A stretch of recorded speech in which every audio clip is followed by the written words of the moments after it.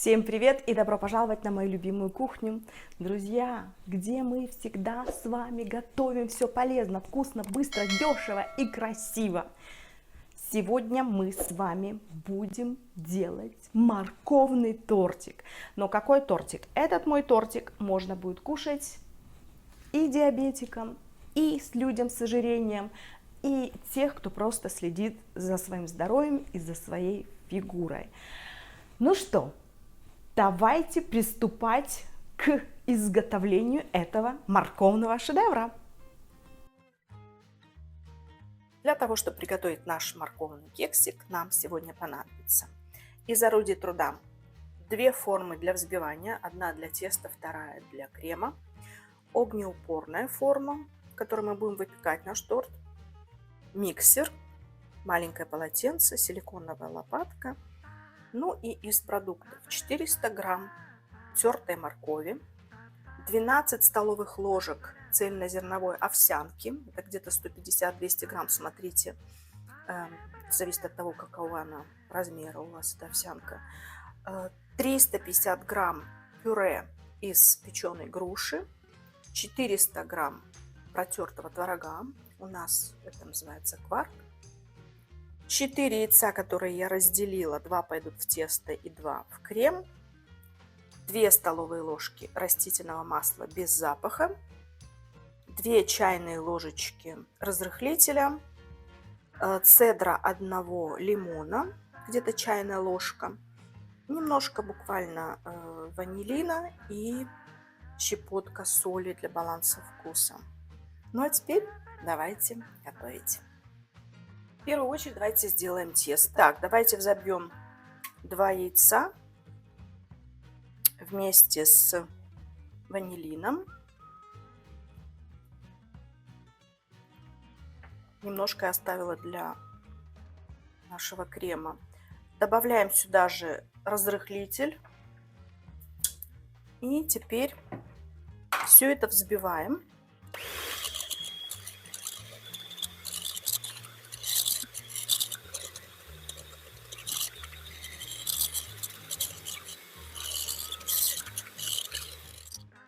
Все это взбиваем до того, чтобы наша яичная масса поменяла немножко цвет и увеличилась в объеме.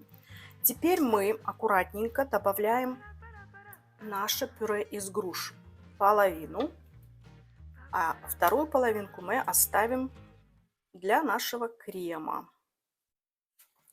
Пюре из груш, вы знаете, мы употребляем и используем для того, чтобы у нас была сладость. Теперь вливаем масло,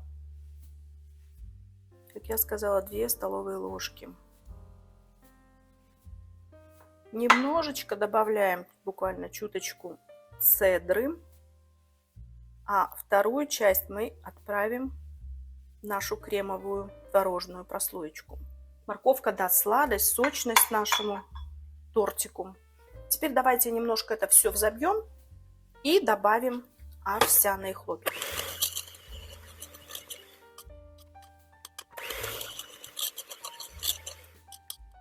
Вот так на данном этапе выглядит наше тесто. И сейчас мы в него введем наши овсяные хлопья. Еще раз все это хорошенечко взбиваем.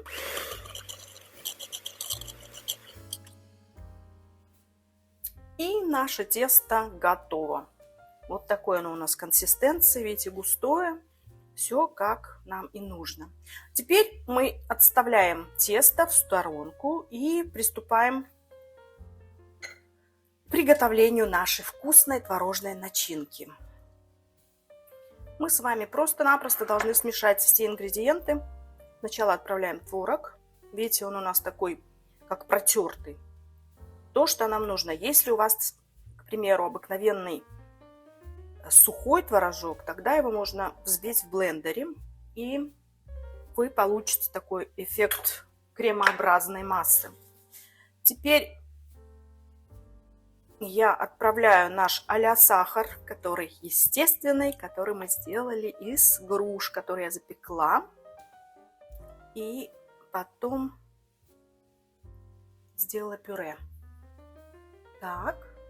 Ну и, конечно же, наш ванилин для запаха, и это чудесная цедра.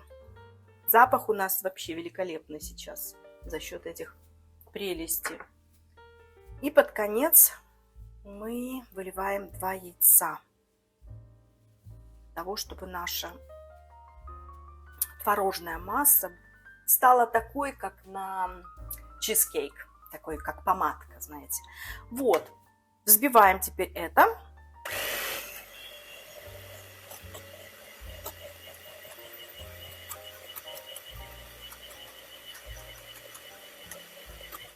Можете попробовать на сладость. Если вам не хватает сладенького, тогда можно добавить еще немножко печеной груши или яблочка, что у вас есть.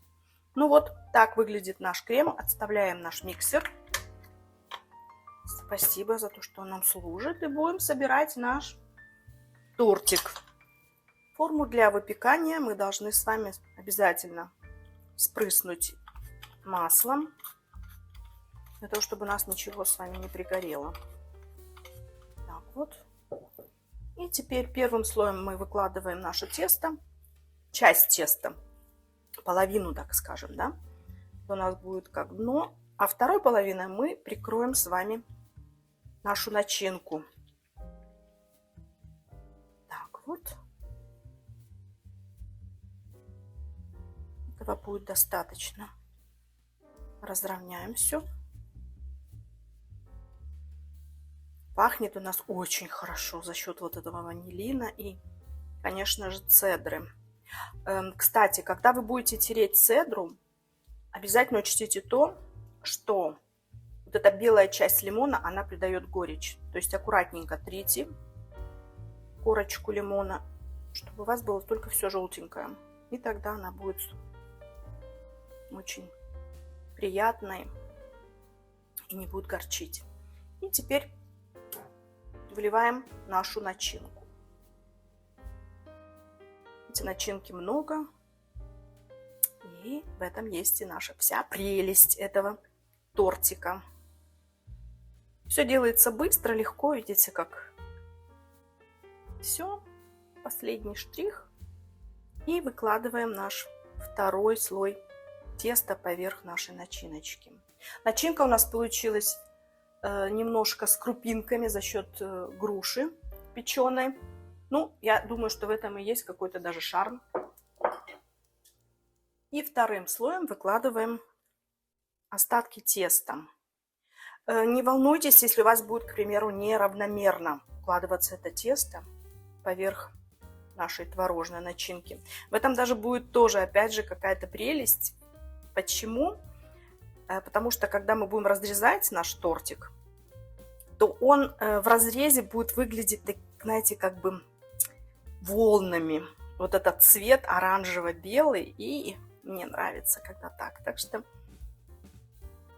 если где-то у нас какие-то шероховатости, то это только придаст красоту нашему тортику. Духовку мы уже разогреваем на 180 градусов. Так, и сейчас мы отправим наш будущий тортик на минут 35-40. Опять же, смотрите по вашей духовке. Вот что у нас с вами получилось. Теперь мы эту прелесть отправляем в духовку, в разогретую.